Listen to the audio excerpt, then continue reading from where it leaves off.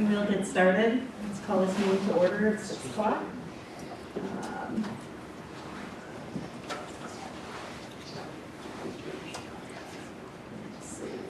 Roll call has been taken electronically. This meeting of the Ripon Area School District Board of Education has been properly noticed in accordance with the open meeting law and state statute 19.84 and related legal references. Statement of our district vision, one of Wisconsin's finest school districts, fostering excellence for all through innovation.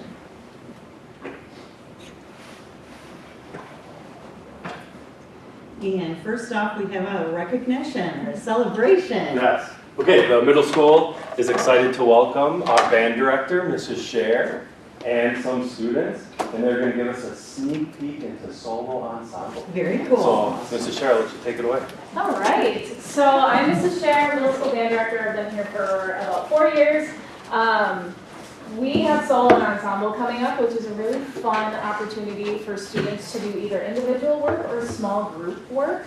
Solo and ensemble is like a Wisconsin School of Music Association accredited event. So we have students go and they work on songs for about a couple of months before we start. Ours is February 28th this year. So they individually practice, they practice with their groups. It helps them learn discipline, it helps them learn time management, and it also helps them be more successful in our regular band, our concert band setting too. So solo and ensemble provides an opportunity for students to play in small groups or by themselves. They can prepare a short song in advance and then play in front of a judge for a reading. So now all of these kids here are playing either Class C or Class B, which there's 3 classes. When they get a little bit more advanced, Class A has the opportunity to go to state solo and ensemble and receive state recognition that way too. So it's a little stepping stone into something that can be really, really cool for them later on. So we're gonna have a little flute and elbow duet start, and I will have them practice their introductions like they would at solo and ensemble. So enjoy these performances from them. Okay, hi, I'm Madison. And I'm Callie. And we'll be performing a song entitled Allegro for you today, and it's written by Wolfgang A. Mozart. We love this piece because the 2 parts blend together really well at certain points, and throughout the piece it's very pretty and musical. So we hope you enjoy our song Allegro. Oh yeah, I'm coming in. Okay, you ready? 1 and 2 and 1 and 2.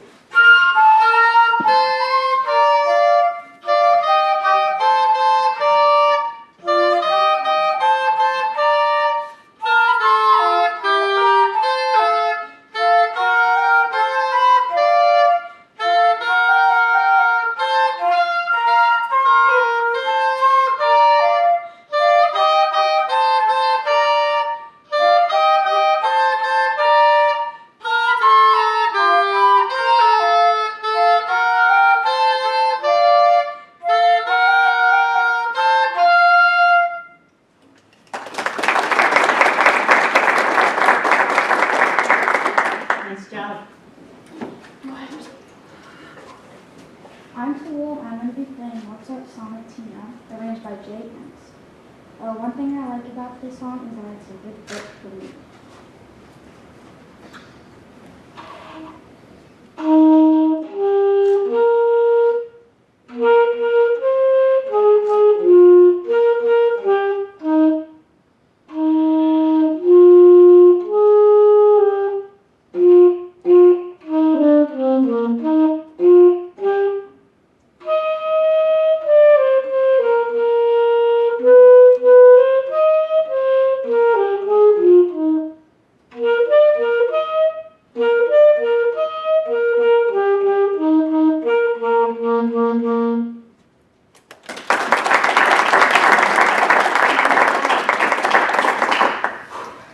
Hi, my name is Evan, and today I'll be performing Fugue 21 by J.S. Bond. Here we go. Oh, one thing I like about it is the different movement patterns.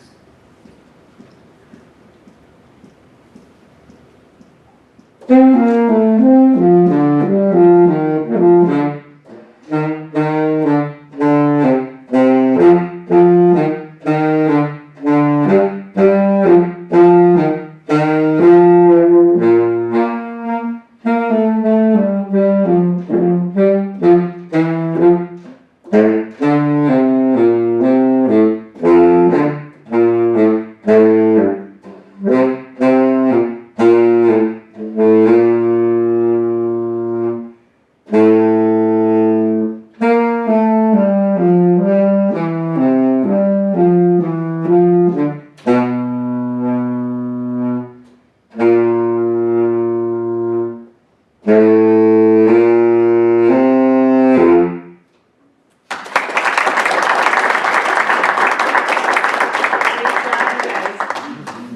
is solo ensemble? We're on high school. So I have a question. So what made you select the instruments that you selected? So I selected my instrument based on a YouTube video actually. I came across this guy, I'm pretty sure his name's Spencer. He's at a university playing the oboe, and I thought it was really cool, they call it a musical petting zoo in 5th grade, where you get to like preview the instruments and stuff like that. I found it actually really cool, so I chose to do that, and then I just stuck through with it. So I decided to do the flute because my mom did it when she was in high school, and she ended up going to Washington, D.C. for band. So I thought I would try doing it, and I ended up really liking it. I chose mine because it seemed easy.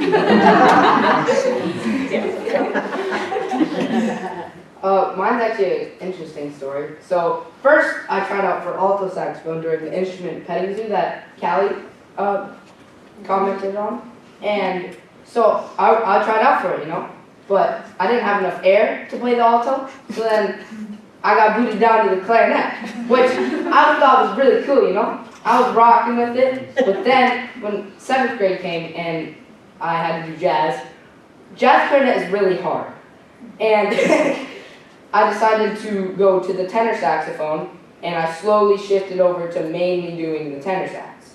Right now I'm playing the baritone, which I thought was really cool when freshman Nora played it, and I just wanted to do it this year. So now here I am, the baritone. Enough air. Nice job.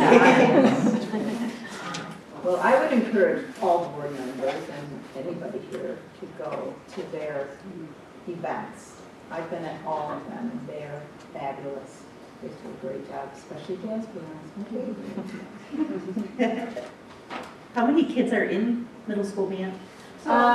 Currently, I have just under 200 Wow. band students. That's in 5th and fantastic. 7th grade, yes. So keep asking your friends to join. Yes, yeah, very large 6th grade incoming class this year. I have 89, and then about 60 in 7th grade and about 30 in 8th grade. So, Nice. yeah. Great job, you guys. That was great.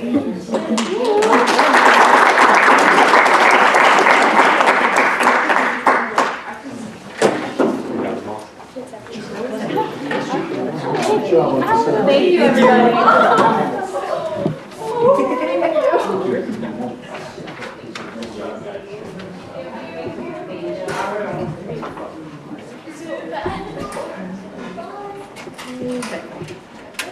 Anyone wants to make any changes to the agenda?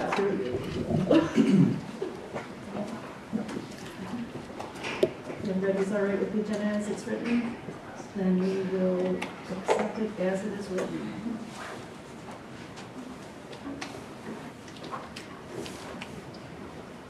Contributions to the district? Yes, we have a number of contributions this month, which is exciting. So the following donations were made to the district in the past month. From the Ripon Lions Club, a donation of $342 for supplies for diabetic kids. From China One, $300 for a staff lunch for Murray Park, Ripon Middle School and Ripon High School. From the Ripon Backboard Club, $4,000 to the boys basketball program. And from Mark Dudzinski, $250 for the boys and girls wrestling program. From Rachel Wolf, $250 for the boys and girls wrestling program. I'm going to guess here, Gaydon Farms, LLC, $500, boys and girls wrestling program. The Police Training Institute, LLC, $500 for the boys and girls wrestling program. And lastly, for the boys and girls wrestling program, from Augustine Plumbing and Rooter, LLC, $500. From Northern Express Bus Service, $1,500 as a final payment of a pledge of $3,000 to the Ingalls Field Group. And from the First We Live Foundation, a grand total, or $10,000 and $3,000 for the Murray Park Playground and Oasis Space and Murray Park Wellness Day respectively. So thank you to all of our donors for your generosity. We It's a greatly great list. appreciate it. Yes, overwhelming.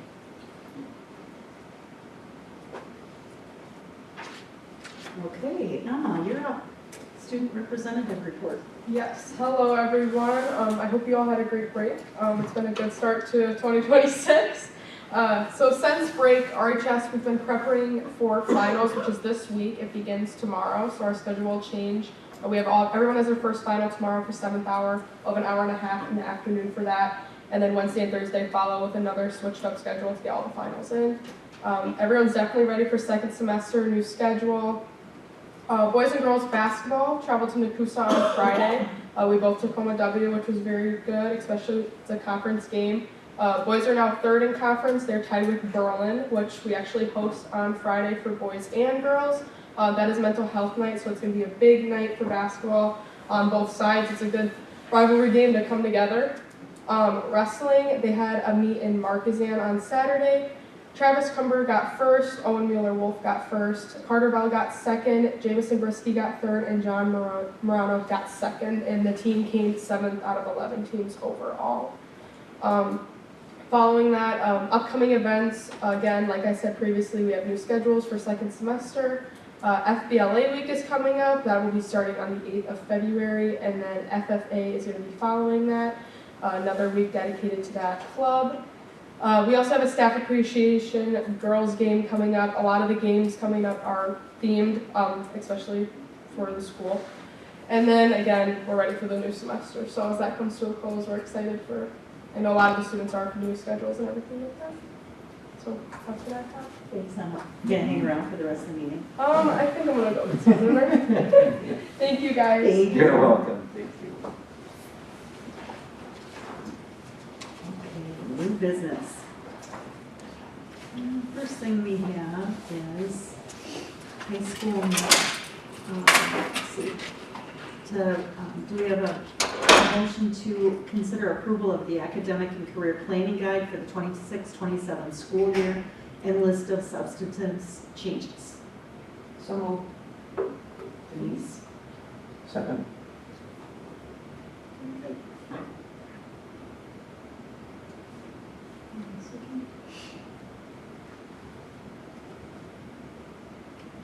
Sorry, it's kind of staggering or stuttering.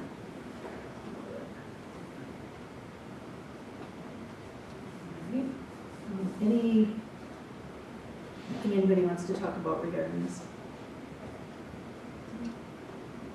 All right, let's call for vote.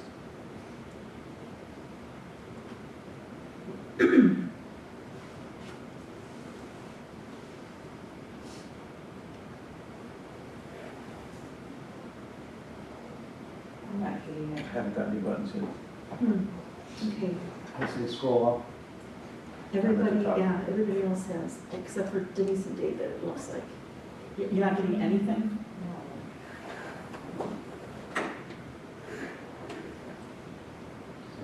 You either, David, you haven't got anything on. No.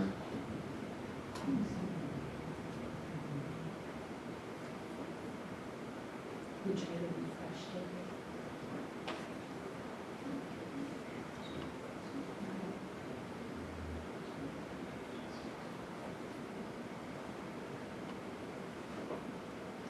I've got buttons now. David, refresh. Yeah. Yeah, if I have to refresh and rejoin. Oh, there you go. There, we should remember that, right? Scrolling too much. There you go. Okay. Vote was approved unanimously. Next thing is to consider approval of early college credit program guidelines. Ron, could you give us an overview of this again, just to kind of... Sure. So what we presented last month was an option for us to exceed the state required minimum by 6 credits.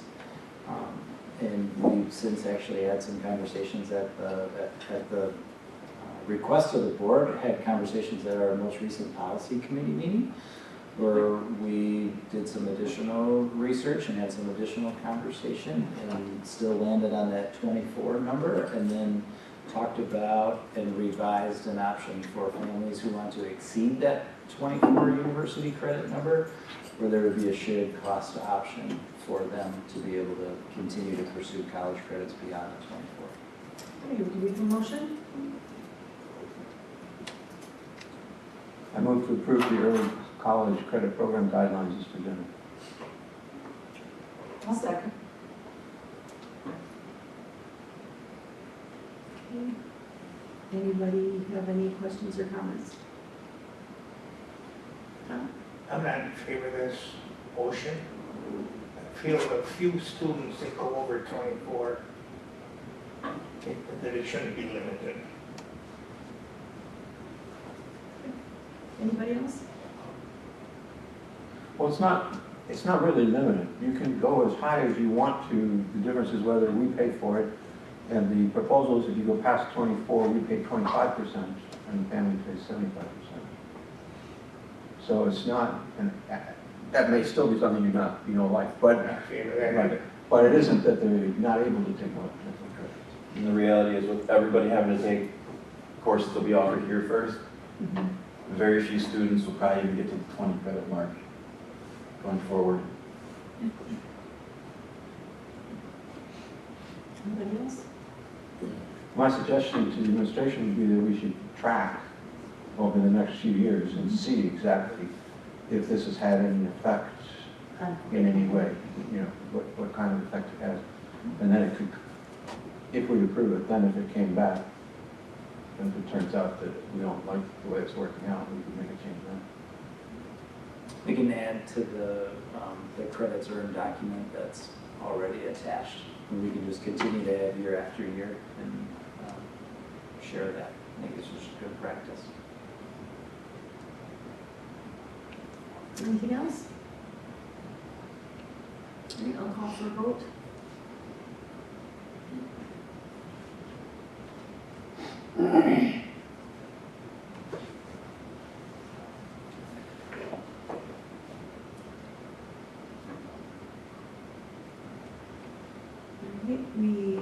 It passed with a vote of 6-1. Next item. Consider approval of the 26-27 school calendar. Do we have a motion to approve that? Motion to approve. Tom? A second? I'll second. Denise? Anything to discuss here? I would just like to put out there that I don't think this looks like a favorable schedule for a lot of parents and families for the entire week of Thanksgiving off. I think that that's going to be problematic for a lot of families. Daycare reasons? I also have reservations on the same side that's 3 weeks out of 6 off. And I think that's a lot of off time in a short period of time. It's also a lot of time from what we have now, where there's not usually 6 weeks, but 5 consecutive days like there is in that schedule in I think October and November leading up to that break, something like that. Usually there's a couple. There's 5. Yep, there's 5. There's a couple 4-day weeks in there, scattered in there to give kids and staff a little bit of a longer weekend away from each other. And,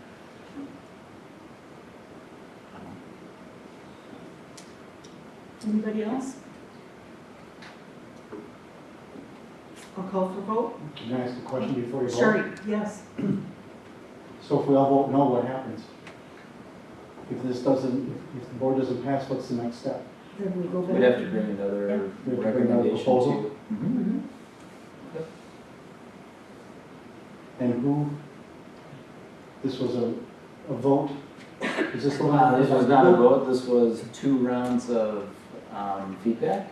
So we asked the staff what they particularly cared for, what they disliked, etc. from previous calendars. They gave us feedback. We created 3 options based on the staff feedback and then put it back out to the staff to get a second round, and all of that was shared with the board. And we had 129 respondents, and of those for the 3 options that we offered, and it was about a 2-to-1 ratio that the proposal that's in front of you this evening was the preferred option. And just for fun, and I should know this, but I don't, 129 represents what percentage of the total? There are almost over, I would say probably between 55 and 60%. So roughly Two-thirds. a third of whoever voiced their opinion was in favor of having this.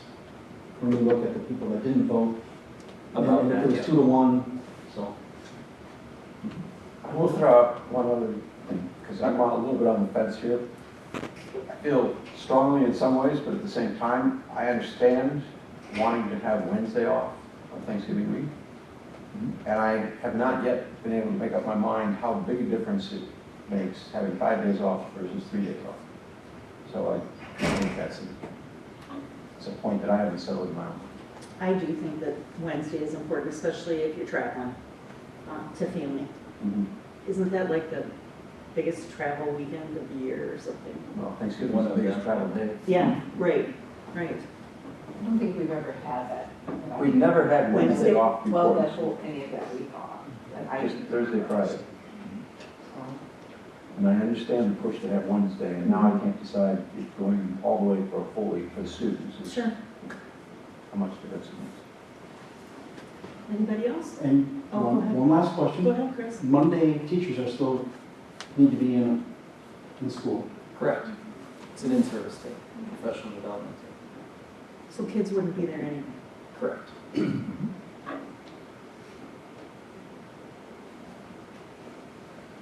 else? All right, let's vote.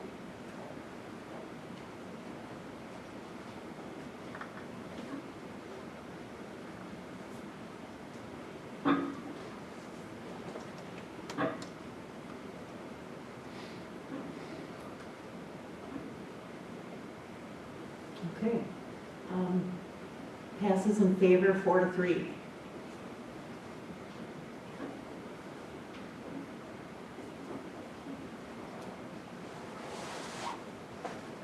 Next thing is to consider approval of substitute teacher pay increase recommendation. Do we have a motion? I move to approve the substitute teacher pay increase recommendation as presented. Second. Second. Chris? Okay, anything to discuss here?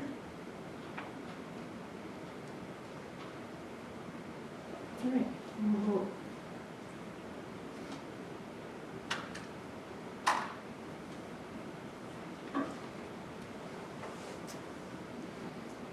Passes in favor unanimously. I think that's great that we have increased that. I will see if it works. Yeah, now we'll see if it works, exactly. Any way to get substitutes here, right? Next item. Consider approval of Fund 46 project, the middle high school roof restoration. We discussed this a long time ago. I move to approve the Fund 46 Ripon Middle High School roof restoration project as presented. David, second? Second. From the top. Tom? Anyone have any questions? Let's vote. Can't believe the difference in bids. Yeah, isn't that unreal? Yeah. Almost $100,000. Mm-hmm.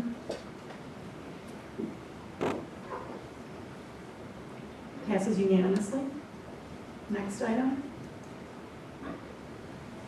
Consider approval of limits to open enrollment seats for the 26-27 school year.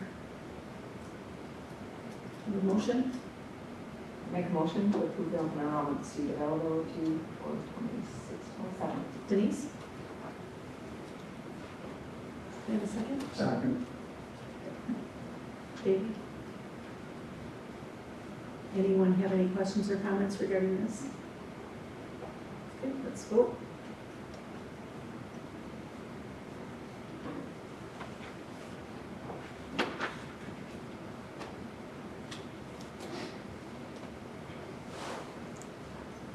That passes also unanimously. That's it for new business. Let's see. Since we accepted the agenda as it was written, I'm going by the fact that we don't have any items on the consent agenda that need to be removed. So do we have a motion to approve the consent agenda? So David? Second. Tom? Roll.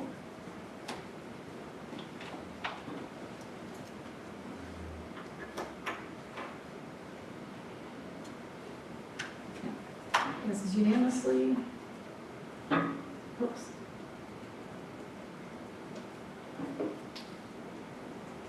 Superintendent report. Got it. So in terms of the legislative updates, I think the most germane legislative update that is a possibility is the newest bill about increasing recess time. It's something that'll be sent into the legislature soon, so it's just to be for us as a board and the district to be aware of that. And the recommendation in that bill is that there would be 60 minutes of recess time for students each day. So something to keep on our radar for sure, and I think from a mental health standpoint, it's a great thing. that counts as lunch. Lunch recess, yeah, all So it's all different types of no classes. physical activity. You got it, you got it. I think it's a great idea, personally. Is that true, K through 12? It's not K through 12. Yeah. I think it's K. Yeah. So, any questions about legislative things? I'm sorry. Okay. For the CNI committee report, Chrissy, do you want to give some highlights for everyone? Sure. I just pulled it up here and I'll just kind of read it up here. So we had shared just a preview of what that mid-year report will potentially look like that we bring to the board next month. We, after much discussion, have kind of landed on basically a one-page overview for each of the different schools. And the principals will really be highlighting one or two celebrations and then sharing really an opportunity for growth that we have been looking at and really what our next steps are that we are doing to address the potential challenges. We also, as a committee, talked about the EL Family Survey after we received that presentation last month. One of the things that was discussed is that we were hoping to see a little bit more representation from some of our subgroups. And Ron had reached out to the company that did the survey, and we found out, in fact, that they do offer the survey to be done in basically whatever language we ask them to do. So we were really excited about that. We have a couple of other languages besides Spanish that we will plan to certainly push that survey out to our families so that everybody does have an opportunity to provide input, because that's really important for us. We also talked about the district and school report card update. We are looking at gathering information based off of some key performance indicators. I know Ron has shared that as part of his update as well, and has a draft that I think he is bringing to the school board as well that really outlines the metrics that we have identified as a district in terms of academics, finance, service and partnerships, all of those different categories that we will be using to measure where we are at as a district. Eventually, our goal would be to take that scorecard and break it down into each of the different buildings and have a scorecard by building as well. which could potentially replace actually the mid-year report that we bring to the board next month. Another update that was shared was our assessment updates. As you all know, January really kicks off assessment season for us. We have just completed are in the process of completing our access for our EL students, and as well as our winter Ames Web data with our our 4K through 3 third grade students. And we are ramping up and gearing up for all things ACT and Wisconsin Forward in the next couple of months. We also shared just some upcoming curriculum reviews. I met with the Ripon Middle School ELA team, and we'll be bringing both the reading and the language arts teams together in February to talk about a potential adoption for new materials. I'm also going to be meeting with our science curriculum team to talk about potentially new materials for that department. And then we will be having a conversation about what to do with our district assessment, specifically iReady, and whether we want to continue with that or potentially replace that with a different assessment. Again, celebrations. We celebrated the fact that we are getting closer with our district scorecard, and we'll be excited to bring that to all of you.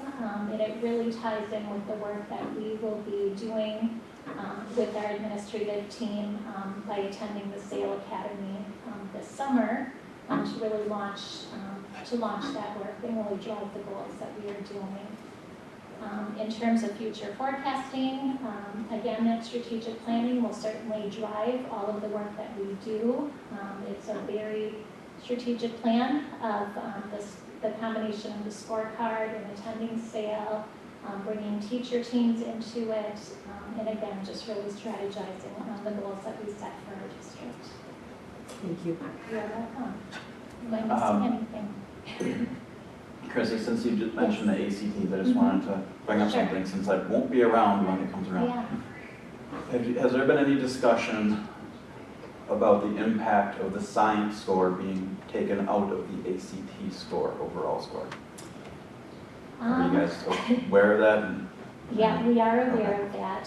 Science we still will be taking the science portion of that exam, and we'll certainly use that to monitor, where we're at in terms of instruction and things like that.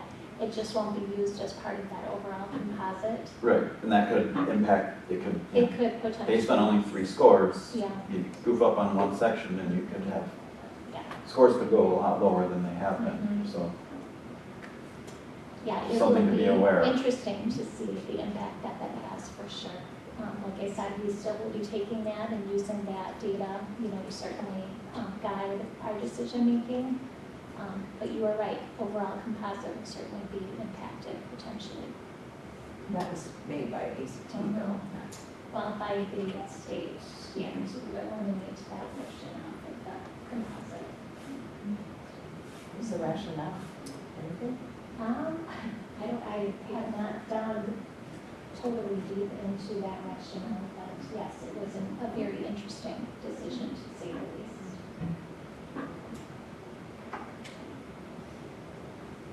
Any other questions about curriculum? Okay, so the policy committee, when we met, we had a pretty aggressive agenda, I would say, and we ended up working through the personal communications device draft of the policy that you see in response to that most recent legislation, and also the early college credit program guidelines that we shared earlier today. So feel really good about both and are looking forward to jumping into our next batch and a battery of meetings that we'll have here over the course of the next month. We'll get to know each other pretty well. We'll be together 3 times. So any questions about either the personal communication device policy or the early college credit program? Okay. The last piece is, it's been mentioned a couple of times, and I know proposals were shared at the last board meeting. So this is actually an info/action item. So we received 2 different proposals. The proposal that I would recommend would be us partnering with Dr. Schrader around some of those talking points for the board. I think it aligns with previous work. Knowing that we're going to be attending SAIL, I think it accelerates our ability to enact some really strategic and appropriate professional development as well as continuous improvement planning. And from a fiscal standpoint, it's the lesser in terms of cost as well. And with the addition of executive coaching, which I think is very invaluable. When we attend SAIL, we'll have some coaching provided through SAIL, and to have some more targeted things specifically focused on our strategic plan and those measurables, I think will be beneficial for us. So I'm happy to answer any questions or field any other commentary that way. Anybody? Do we feel that we should have a motion at this time? Yeah, I'm ready to make a motion. I'll make a motion. Okay. I move to approve the recommendation to hire JSC, Judge Ritter Consulting, to facilitate the strategic planning process as presented. Thank you, Denise. Second. David?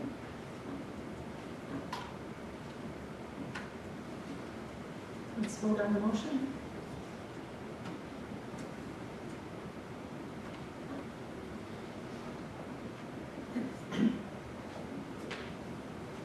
Passes unanimously.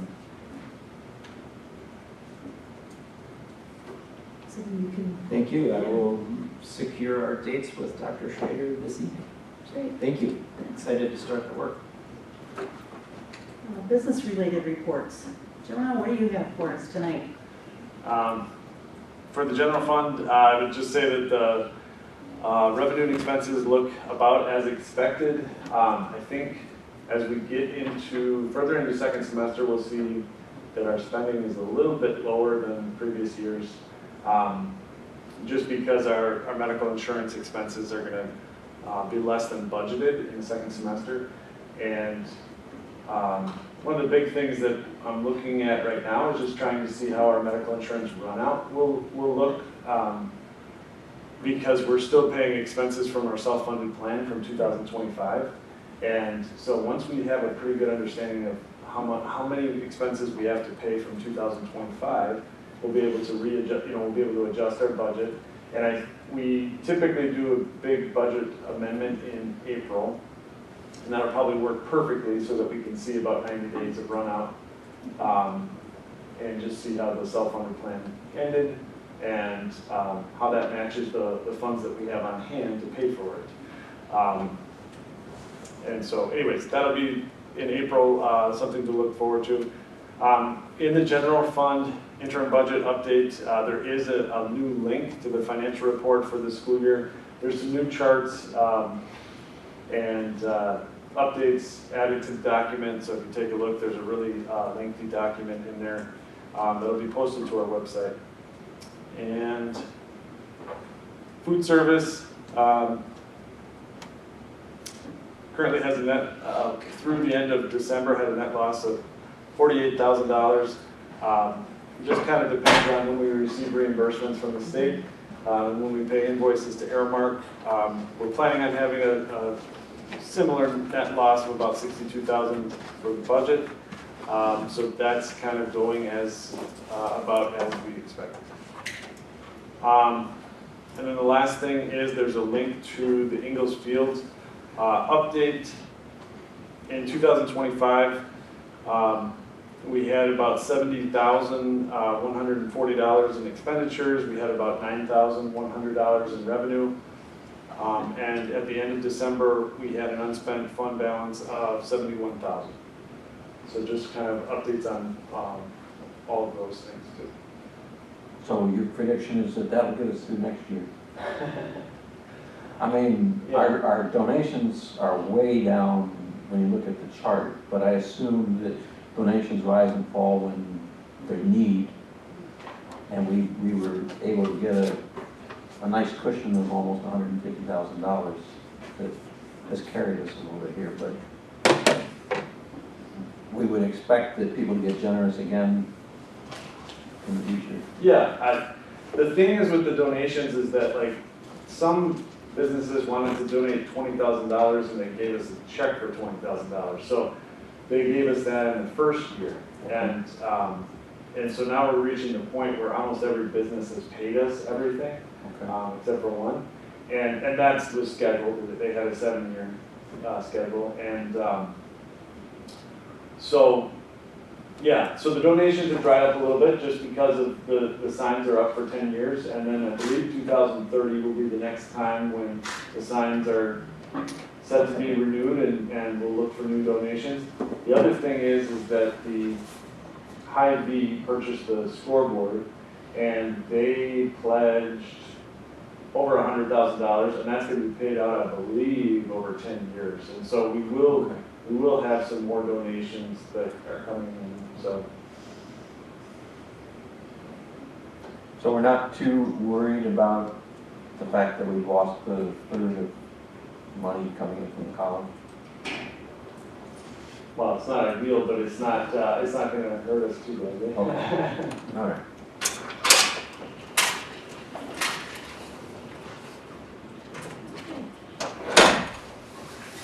Next on our agenda is we will consider adjourning to executive session for consideration of items exempted from public deliberation. Do we have a motion? I move to the adjourn to executive session. David? Katie?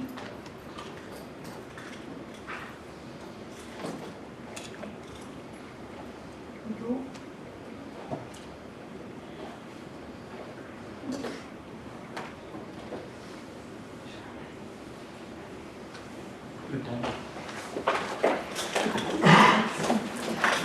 Thank you, everybody.